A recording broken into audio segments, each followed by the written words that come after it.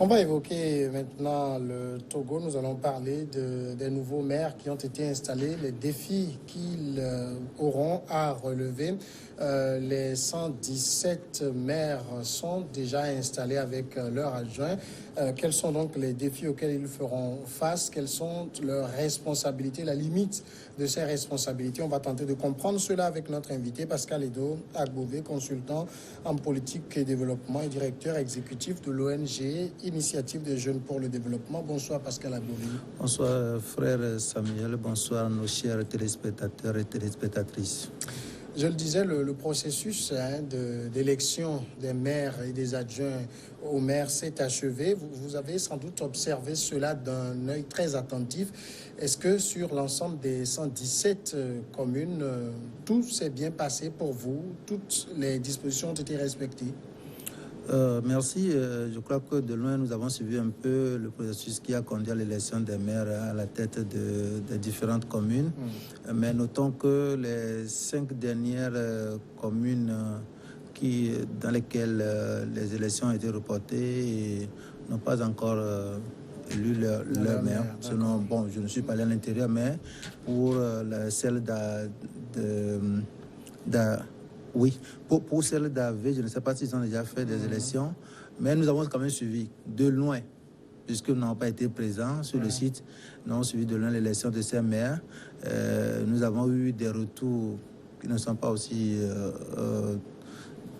très bien. Parce que les gens n'ont pas été préparés au moment du scrutin et tout ça. Ça a créé encore des frustrations lors de ces votes-là. Et puis les alliances qui ont été faites, il y a eu des déceptions de part et d'autre.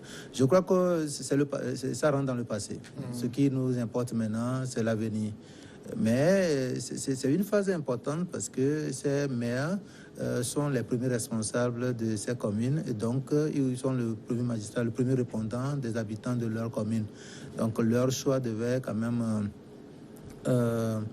être fait de manière démocratique. Je crois qu'il n'y a pas eu d'incident majeur, gloire à Dieu.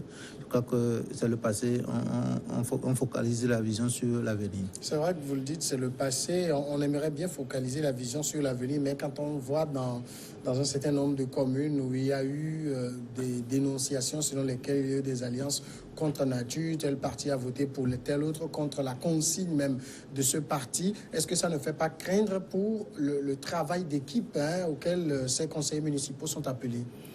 Moi, je crois qu'au début du processus, nous parlions justement de l'ingérence des leaders des partis politiques dans les prises de décision au niveau local. Et ça, vraiment, constituerait un frein à la bonne gouvernance locale ou bien au bon vivre. Ou bien à la bonne ambiance qui devait régner au sein du conseil municipal. Je me dis que les conseillers municipaux, une fois élus, ils sont en réalité quand même assez responsables pour savoir ce qui est bien pour leur commune. Donc, il faudrait que les partis puissent les laisser quand même opérer leur choix de manière consensuelle parce qu'il s'agira aussi de prendre des décisions importantes engageant la vie de la commune.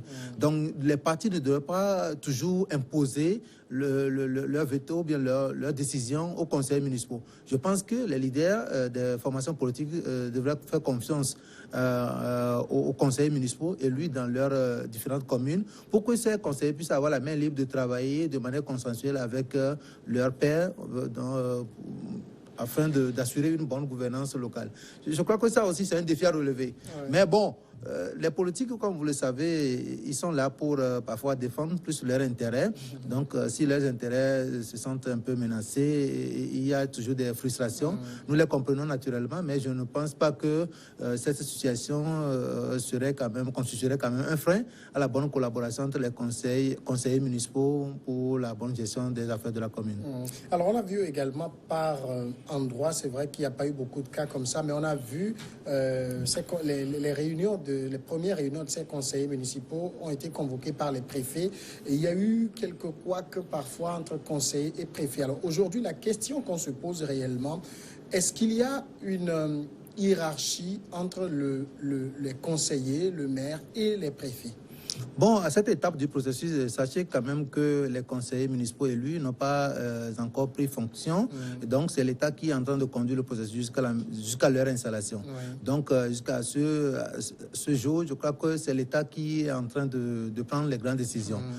Néanmoins, il faudrait quand même que ces décisions soient basées sur le cadre juridique. C'est-à-dire qu'il n'y a pas lieu d'inventer des scénarios qui vont frustrer des conseillers municipaux à la base. Les conseillers municipaux ont les différents tests relatifs à la décentralisation en mer. Ils savent déjà ce que le Parlement a défini comme cadre pour la bonne gestion, la bonne organisation et la gestion des affaires de la commune. Il faudrait que l'autorité, c'est-à-dire le pouvoir central, puisse prendre toutes ces décisions en conformité avec ces tests-là. Parce que nous avons quand même eu des retours qui ne sont pas aussi assez... qui ne sont pas de nature à encourager quand même une bonne collaboration entre les différentes parties prenantes à ce processus. Donc, nous encourageons vivement toutes les parties prenantes, que ce soit le pouvoir central, que ce soit les conseillers, à faire quand même preuve de responsabilité, de manière à ce que les affaires locales soient gérées de manière démocratique, conformément aux tests. Mais quand vous entendez, par exemple, un président du présidium du conseil dire au préfet « Je suis un élu », vous êtes une autorité administrative, ça montre qu'on ne veut pas se soumettre au préfet. Et ça, pour l'avenir, ça interroge. Je crois que ce sont des langages à éviter, naturellement, puisque les élus locaux et les représentants du pouvoir central sont des collaborateurs avant tout. Je crois que tous sont appelés à gérer les affaires locales. Et donc, il faudrait qu'il y ait un peu de respect de part et d'autre. Je crois que le représentant du pouvoir central doit quand même respecter les conseillers municipaux, doit prendre ses décisions conformément aux thèses. Il faudrait que les conseillers aussi sachent que c'est l'État qui a décidé de faire la décentralisation. Donc, les représentants du pouvoir central, qui sont les préfets, aussi ont un rôle à jouer. Le plus important, c'est de faire en sorte qu'il n'y ait pas abus de pouvoir. Ou bien, voilà, c'est tout. Il faudrait qu'ils se respectent parce que dans le cadre de la gestion des affaires locales, ils sont appelés à collaborer de part et d'autre. Et surtout le préfet, le maire, qui aura un double statut, c'est-à-dire le statut d'élu et le statut d'agent de l'État. Donc, il faudrait quand même qu'il y ait quand même c'est que plus de retenue au niveau des différents acteurs pour qu'il y ait une bonne ambiance au niveau local. Mais très clairement, Pascal Agbové, le préfet n'est pas le chef des maires. Le préfet, dans une certaine mesure, a une certaine autorité sur les maires, puisque les maires, en tant qu'élus, parfois sont appelés à poser certains actes qui sont du ressort de l'État. Et donc, dans ce cas, ils peuvent travailler sous l'autorité du préfet ou bien recevoir l'instruction du préfet. Mais si le maire travaille conformément aux domaines qui ont fait l'objet de transfert de compétences aux collectivités, il travaille en tant qu'élu et là, il travaille sous la surveillance des conseillers municipaux, c'est-à-dire bien du conseil municipal. Voilà ce que je voudrais vous dire. Donc, le maire a un double statut. Quand il travaille en tant qu'élu, voilà. Et là, il travaille sous la surveillance du conseil municipal, donc sous la surveillance des autres conseillers. Mais s'il travaille il pose un acte, ou bien il est appelé à poser un acte qui est issu des domaines que l'État n'a pas su transférer aux collectivités, là, il agit en tant qu'agent de l'État, et là, il travaille sous l'autorité du préfet, ou bien il peut recevoir des instructions du préfet. Voilà. Et ces domaines concernent plus la sûreté, la sécurité, la salubrité publique. Alors, maintenant, le maire, la mairie, qu'est-ce que le maire est appelé à faire dans le contexte actuel, avec les tests que nous avons actuels? Quels sont les pouvoirs du maire? Mais sachez quand même que le maire est le premier magistrat, c'est lui qui est le représentant des habitants de sa commune et il est appelé à représenter toute la commune. Et il est chargé de l'administration de la commune, bien entendu, sous le regard du représentant de l'État. Et comme je le disais, il travaille de concert avec les autres élus pour prendre les décisions engageant la vie de la commune sur le plan de développement. Mais il représente aussi l'État. Parce que quand nous lisons un article, on dit que le maire est chargé de la mise en œuvre de la politique de développement économique, social et culturel définie par le gouvernement dans sa commune. Vous comprenez un peu? C'est-à-dire que le maire est chargé de la mise en œuvre de la politique de développement économique, social et culturel définie par le gouvernement dans sa commune. Vous comprenez un peu? Donc, le maire travaille conformément aux orientations nationales. Et donc, dans ce cadre-là, ils sont appelés à répondre aux besoins de leur population conformément aux grandes orientations nationales, de concert avec les autres conseillers municipaux. Donc, c'est un peu ça. Et c'est lui qui pose les actes au nom de la commune. Il représente la commune auprès des instances, auprès de toutes les instances. Donc, c'est lui. Il est aussi officier d'état civil, vous comprenez un peu. Donc, voilà. Donc, il exerce certaines fonctions. Il est appelé aussi à assurer la police administrative, vous comprenez. Donc, toute la politique de développement de la commune aujourd'hui est du ressort du conseil municipal, en l'occurrence du maire. Vous savez que c'est lui le premier responsable du conseil municipal. Donc, la définition, la mise en œuvre, le suivi des actions de développement de la commune se repose sur le maire. Il est chargé également, comme le disons de manière résumée, il est d'assurer la sûreté, la sécurité et la salubrité publique dans sa commune. Et donc, dans le cadre de la police administrative, il doit prendre toutes les mesures pour prévenir plusieurs cas, la sécurité, tout ça. Donc, il est appelé à faire ça. Il est appelé aussi à poser des actes. C'est lui qui doit, qui est appelé, par exemple, à signer les actes, les accords de, voilà, les jumelages, tout. C'est lui qui pose les grands actes au nom de la commune. Donc, ce n'est plus le préfet. Le préfet, il a son rôle à jouer. Le préfet, comme nous le disions toujours dans le cadre de nos émissions passées, le préfet, il est le représentant du pouvoir central. Cela voudra dire qu'au niveau local, c'est le préfet qui a son œil sur tout ce qui se passe au niveau de la préfecture. Et il est également le coordonnateur de tous les services de l'État qui sont dans sa préfecture. Et en même temps, il est le contrôleur de l'égalité des actes des conseillers municipaux. C'est-à-dire que tout ce qui sera fait au niveau des communes, le préfet doit veiller à ce que ces actes soient conformes au cadre juridique, c'est-à-dire au texte. Donc voilà un peu ce que le préfet fait, ce que le maire fait. C'est très important. Donc toutes les questions de développement aujourd'hui, les besoins de la population seront pris en compte au niveau du conseil municipal.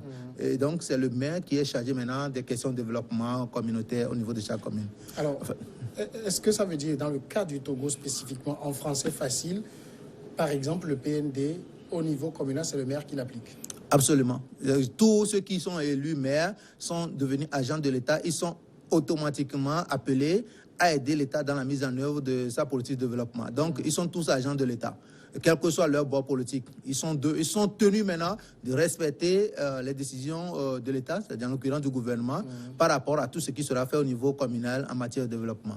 Est-ce qu'un maire, par exemple, peut dire cette orientation économique que décide le gouvernement, ça ne fait pas partie, je suppose un maire de l'opposition par exemple, ça ne fait pas partie des idéaux de mon parti, je ne l'applique pas? Non, les maires ne sont pas élus par leur parti. Les maires sont élus d'abord par les conseillers qui ne sont pas forcément issus de sa formation politique. Donc le maire, selon les tests, il est élu, il travaille conformément aux orientations nationales et il représente, il est un agent de l'État chargé de mener les actions de développement de sa commune conformément aux orientations nationales. N'oublions pas que selon le cadre, selon la Constitution, la décentralisation est prévue à l'article 141. Mais quand nous lisons l'article 142 de la Constitution, il est prévu que l'État doit veiller au développement harmonieux des collectivités territoriales. C'est pour cette raison qu'il est important que l'État prenne des mesures pour définir des orientations nationales, pour que toutes les collectivités travaillent dans ce sens afin d'avoir des indicateurs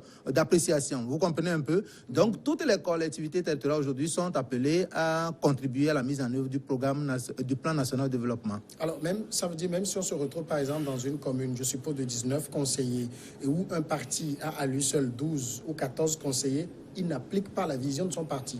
Non. Non, pas du tout, pas du tout. Ils n'ont pas ce pouvoir. Ils n'ont pas ce pouvoir.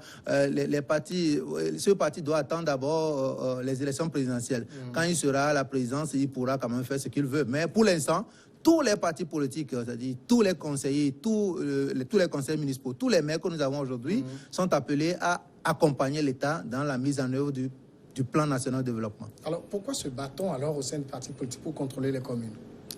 Bon, d'abord, il y a plusieurs raisons. Mais je crois que pour les politiques, essentiellement, il y a d'abord des avantages pécuniaires. Il y a des privilèges aussi liés à ces fonctions. Puisque quand nous regardons de près, certains conseillers n'ont pas forcément l'expertise qu'il faut, n'ont pas même compris les enjeux, les défis liés à la décentralisation avant de s'engager. Donc pour nous, au départ, c'était même estimé que c'est une opportunité pour avoir de l'argent, ou bien c'est-à-dire que pour avoir un emploi. C'est un peu ça. Pour d'autres, ils veulent occuper ces postes-là pour avoir certains positionnements au sein de leur parti politique pour peut-être arriver à un niveau plus élevé. Donc, je crois que les raisons sont diverses, mais ce qu'il faut noter, il y a quand même ce désir des Togolais de pouvoir contribuer au développement de leur localité. Il faut quand même saluer cela. Je crois que si ce n'était pas le cas, ils n'allaient pas s'intéresser à la décentralisation. Donc, c'est là où la question de défi revient fondamentalement, parce que on a maintenant occupé le poste qu'on veut. Voilà, on veut devenir conseiller municipal, on veut devenir maire. On a occupé maintenant le poste, alors qu'est-ce qui nous attend? Alors, ce n'est pas votre poste qui intéresse la population, ou bien ce n'est pas votre poste qui a amené l'État à faire la décentralisation. L'État veut confier la gestion des affaires locales aux citoyens capables de pouvoir l'aider dans la définition ou bien dans la résolution des problèmes de la population à la base. Donc, si vous avez occupé votre poste, c'est pour vous. Donc, c'est pour vous dire que quoi? Tout ce qui a été fait jusqu'à présent, c'est fait pour les partis politiques ou bien ceux qui veulent aller aux élections. Ça, c'est leur part. Ça. Ils ont déjà obtenu leur part. La population n'a rien gagné pour le moment. Ce qui les attend maintenant, c'est ça qui constitue quand même les priorités de la population. Ça veut dire que maintenant, dès qu'ils prendront fonction, il faudrait qu'ils soient en mesure de mettre en place une administration efficace pour offrir des services de qualité à la population. Il faudrait qu'ils soient en mesure de pouvoir créer une alliance des forces vives locales pour pouvoir travailler en synergie avec les organisations des citoyens au niveau de leur commune. Il faudrait qu'ils soient en mesure de susciter la participation citoyenne aux actions de développement de la commune.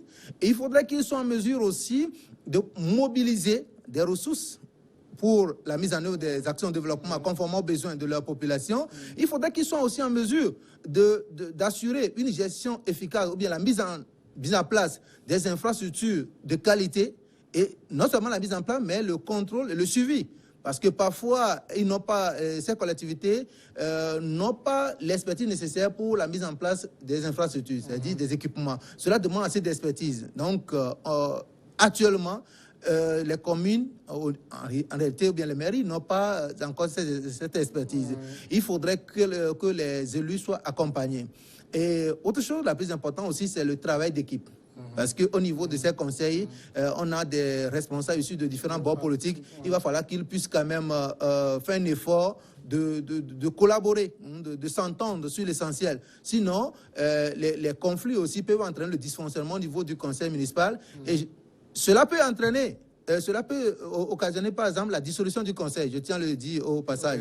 Selon la loi, s'ils n'arrivent pas à s'entendre pour travailler ensemble dans l'intérêt de leur population, alors, s'il y a dysfonctionnement, le gouvernement sera appelé à dissoudre certains conseils municipaux. Donc, c'est très important que les conseils comprennent ces enjeux pour pouvoir mieux faire le travail. Mais est-ce que, quand on regarde quand même tout cela aujourd'hui, est-ce qu'on peut se dire que les conseils municipaux ou bien le maire est autonome? Parce que s'il est agent de l'État et que même il est chargé de la mise en œuvre de la politique sociale, économique et tout de l'État au niveau communal, mais quelle est sa contribution à lui? Non, le maire, il est autonome, mais il n'est pas totalement indépendant parce que son statut ne lui permet pas d'être totalement indépendant. Il est autonome, c'est-à-dire qu'il gère sa commune de manière autonome conformément aux thèses. C'est-à-dire que le maire n'a pas de supérieur hiérarchique qui lui dit ce qu'il doit faire. Ça, c'est ce qu'il faut noter. Donc, le maire collabore avec les autres conseillers pour définir pour prendre les grandes décisions engageant la vie de la commune. Et le plus important, c'est de se conformer au cadre juridique. C'est-à-dire que tout ce qui sera fait dans le cadre de la décentralisation se fera conformément aux thèses. Donc, c'est très important à noter cela. Mais en matière de développement, ils ont des orientations nationales, mais ils sont appelés à définir des actions qui correspondent réellement aux besoins des habitants de leur commune. Ce qui voudra dire que si une commune a besoin, les habitants d'une commune ont besoin de l'eau, de l'autre côté, ça peut être la santé. De l'autre côté, ça peut être les affaires économiques, l'appui aux agriculteurs. Vous comprenez un peu? Cela voudra dire qu'ils doivent savoir maintenant comment définir leur plan de développement en fonction des réalités locales. Vous voyez un peu? Mais ils n'ont pas, ils ne reçoivent pas des ordres des ministres. Le préfet, par exemple, il est représentant du pouvoir central, mais il dépend de son ministre. Le ministre de l'administration territoriale donne des instructions au préfet. Les maires n'ont pas de supérieur hiérarchique qui leur donne des instructions. Néanmoins, certaines instructions peuvent venir si ils sont appelés à poser certains actes au nom de l'État dans leur commune. Comme je vous le disais, en tant qu'élu, ils travaillent de manière autonome, selon les domaines qui ont fait objet de transfert de compétences. Mais s'ils doivent mener certaines actions au nom de l'État dans leur commune, certaines institutions peuvent arriver. Et là, c'est comme ils sont en train, on les délègue pour dire d'accord, voilà, en tant qu'agent de l'État, selon votre statut, faites ceci au nom de l'État dans votre commune. Et tout ça, en réalité, c'est pour augmenter un peu le pouvoir des maires. Et donc, cette augmentation de pouvoir les oblige parfois à suivre certaines institutions venant de l'État. Et je le répète encore, tout ceci dans l'intérêt des habitants de leur commune. Ce n'est pas pour servir l'intérêt de quelqu'un, mais toute décision qui viendra de l'État aussi doit concourir au bien-être des habitants de la commune que le maire est appelé à gérer. Alors, dans le cas actuel et avec les tests que nous avons aujourd'hui et la loi sur la décentralisation, qu'est-ce que le maire ne peut pas faire? Le maire, d'abord, il est limité dans les actions même de développement, puisque quand nous lisons les tests, les communes sont appelées à intervenir dans certains domaines, mais les domaines, même à un certain niveau, sont partagés. C'est-à-dire qu'ils sont appelés, par exemple, à intervenir dans le domaine de la santé ou bien éducation, mais ils ne peuvent pas tout faire. Cela veut dire qu'il y a des limites entre les actions de la commune, des collectivités et l'État. Et là, au niveau des collectivités, même, il y a répartition. Parce que bientôt, plus tard, on fera les élections des conseillers régionaux. Donc, au niveau de la décentralisation, l'État a confié des pouvoirs, des compétences aux collectivités, mais ces compétences aussi sont partagées. C'est vrai qu'il y a la superposition du territoire, mais, par exemple, le maire ne peut pas construire un bâtiment au niveau du lycée. Vous comprenez un peu? Alors, son pouvoir se limite au niveau du préscolaire et puis du primaire.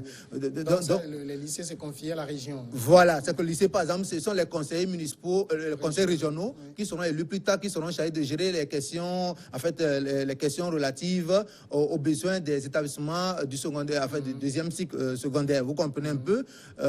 Donc, il faut connaître ces tests-là. Je crois que c'est un défi aussi. Est-ce que les élus maîtrisent vraiment les tests? Sinon, s'ils ne maîtrisent pas des tests, chaque fois, il y aura des bagarres entre eux et les préfets. Et s'ils ne savent pas faire, chaque fois, le juge administratif sera saisi. Et ça aussi, je ne sais pas si tous ces instances sont déjà mises en place, parce que bientôt, les conseils municipaux vont prendre fonction et il y aura quelques difficultés entre peut-être le représentant du pouvoir central et les élus. Oui, le maire, il faudrait que les tribunaux administratifs soient installés rapidement pour pouvoir régler ces différends. Donc, voilà un peu ce qui va se passer. Donc, il y a ça, mais il ne faudrait... Mais en matière de sécurité, il y a un article qui dit que le préfet peut intervenir même dans certains cas pour prendre une décision au nom du maire. Si les mesures ne sont pas prises par les autorités locales, le préfet peut intervenir, mais cela intervient aussi au cas où le préfet adresse une mise en demeure qui reste sans réponse. Donc, il y a beaucoup de choses à noter. Je ne pense pas que l'émission nous permet d'aborder les différents cas concernant le rôle du maire, c'est-à-dire ses limites par rapport aux actions de l'État. Voyez-vous? Et puis, le mécanisme de fonctionnement même est compliqué. C'est-à-dire que la commune sera appelée à mener un certain nombre d'actions de développement, mais s'appuiera plus sur les structures de l'État qui existent déjà dans la commune. Et là aussi, une collaboration sera établie entre la mairie et les structures de l'État à travers un contrat. dont le responsable au niveau étatique est le préfet. Donc, il faut connaître beaucoup de choses en réalité dans le cadre de cette décentralisation. Sinon, nous risquons de retarder encore notre développement. Parce que quand il y a un petit conflit, cela nécessitera beaucoup de temps pour sa résolution. Donc, le plus important pour nous, c'est d'être aux côtés de ces conseillers municipaux, bien surtout aux côtés des maires, pour les aider un peu, les coacher un peu dans la gestion des affaires locales pour qu'il n'y ait pas trop de conflits. Prévenir les conflits nous aiderait à aller plus vite que de créer des conflits et de perdre beaucoup de temps pour les régler. Voilà. Maintenant, aujourd'hui, s'il y a par exemple une école à laquelle, je parle d'école, mais c'est-à-dire tout le monde doit être formé, est-ce que c'est d'abord les administrés qui doivent connaître ce qu'ils doivent attendre de leur maire, ou bien c'est aux maires d'aller lire les tests pour savoir ce qu'ils peuvent offrir à leurs administrés? Je crois que nous tous, nous devons être à l'école de la décentralisation. C'est-à-dire que d'abord, les élus même ne sont pas totalement bien formés. Donc, il faut d'abord qu'ils soient bien formés. Il faudrait que eux, ensemble avec les autres acteurs, notamment les organismes de la société civile qui travaillent déjà sur la question, travaillent de concert pour sensibiliser l'ensemble des citoyens. Parce que le grand défi à relever aujourd'hui, c'est la participation citoyenne. Et là, je crois que chaque citoyen doit comprendre que la décentralisation est une bonne chose, mais si nous nous mettons à l'écart, nous allons regretter. Parce que quoi? Les élus seuls ne pourront pas tout faire. Donc, il va falloir que nous puissions comprendre les avantages, les droits et les devoirs que nous avons dans le cadre de la décentralisation afin de pouvoir tirer profit. Donc, je crois que les responsabilités sont partagées. Je ne parle même pas seulement des administrés. Hein. Il faudrait même que les ministres soient formés. Il faudrait que les directeurs centraux, généraux des différents ministères, il faudrait que les acteurs, les agents de l'État soient formés. Parce que le grand défi à relever aussi, dans un premier temps, c'est le transfert des compétences. Je ne parle pas de transfert de ressources, transfert de compétences. C'est-à-dire que les tests parlent bien de transfert de compétences de l'État aux collectivités, mais dans les faits, nous remarquons que souvent, il y a réticence au niveau des structures étatiques à transférer ces compétences aux collectivités. Vous aurez remarqué que les communes existaient, mais les ministères continuaient toujours pas à mener un certain nombre d'actions qui devaient être exécutées par les communes. Donc, s'il n'y a pas une formation à tous les niveaux, il y aura même difficulté de transfert de compétences. Donc, nous disons que pour que la décentralisation puisse marcher, il faudra qu'on travaille sur la question. Comment l'État compte transférer les compétences? Parce que, selon les tests, le transfert de compétences devait se faire concomitamment avec le transfert de ressources. Et c'est dit même que si l'État veut confier une compétence à une collectivité, à une date donnée, il faudrait que l'État donne les mêmes ressources qu'il utilisait pour gérer ses compétences à cette collectivité. Donc, selon l'article 310, par exemple, de la loi. Donc, je me dis que pour que la décentralisation soit bénéfique aux populations, il va falloir que l'ensemble des citoyens soient suffisamment formés sur la question afin que nous puissions apporter notre contribution à la bonne gouvernance locale.